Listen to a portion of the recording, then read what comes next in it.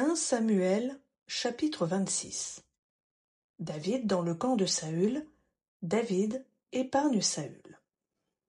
Les Iphiens allèrent auprès de Saül à Gibéa et dirent: David est caché sur la colline de Hakila, en face du Yeshimon. Saül se leva et descendit au désert de Ziph avec 3000 hommes de l'élite d'Israël, pour chercher David dans le désert de Ziph. Il campa sur la colline de Hakila, en face de Yeshimon, sur la route. David habitait alors dans le désert.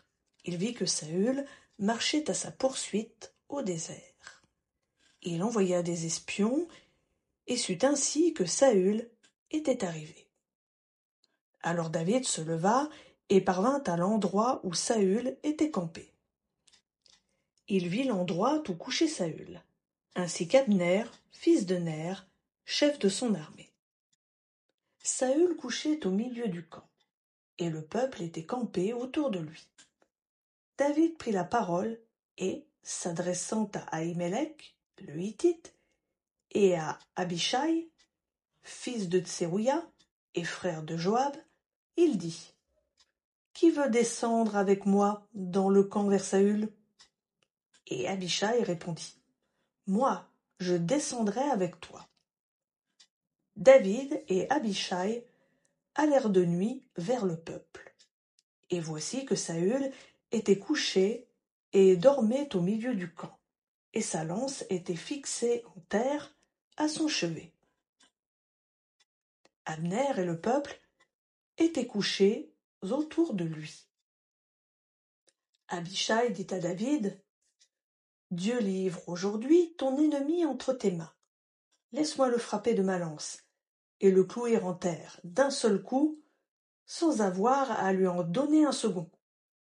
Mais David dit à Abishai: Ne le fais pas périr. En effet, qui pourrait, dans toute innocence, porter la main sur le Messie de l'Éternel? Et David dit: L'Éternel est vivant. C'est à l'Éternel seul à le frapper. Soit que son jour vienne et qu'il meure, soit qu'il descende au combat et qu'il y périsse. Que l'Éternel me garde de porter la main sur le Messie de l'Éternel. Prends seulement la lance qui est à son chevet, avec la cruche d'eau, et allons-nous-en. David prit donc la lance et la cruche d'eau qui était au chevet de Saül, et ils s'en allèrent. Personne ne les vit, personne n'en eut connaissance, et personne ne se réveilla, car ils dormaient tous. En effet, un profond sommeil venant de l'Éternel était tombé sur eux. David passa de l'autre côté et s'arrêta au loin sur le sommet de la montagne. L'espace entre eux était considérable. David cria au peuple et à Abner, fils de Ner: Ne répondras-tu pas, Abner? Abner répondit: Qui es-tu, toi qui pousses des cris vers le roi? Et David dit à Abner: N'es-tu pas un homme? Et qui est ton pareil en Israël? Pourquoi donc n'as-tu pas gardé le roi, ton seigneur? Car quelqu'un du peuple est venu pour faire périr le roi, ton seigneur. Ce que tu as fait là n'est pas bien. L'Éternel est vivant. Vous méritez la mort pour n'avoir pas gardé votre seigneur, le Messie de l'Éternel. Regarde maintenant où sont la lance du roi et la cruche d'eau qui était à son chevet. Saül reconnut la voix de David et dit: Est-ce bien ta voix, mon fils David? Et David répondit: C'est ma voix, ô roi mon seigneur. Et il dit: Pourquoi mon seigneur poursuit-il son serviteur? Qu'ai-je fait, et qu'y a-t-il de mauvais dans ma conduite? Que le roi mon seigneur daigne maintenant écouter les paroles de son serviteur. Si c'est l'Éternel qui t'excite contre moi, qu'il accepte une offrande. Mais si ce sont des êtres humains, qu'ils soient maudits devant l'Éternel, puisqu'ils me chassent aujourd'hui pour me détacher de l'héritage de l'Éternel, ce qui revient à dire: Va rendre un culte à d'autres dieux.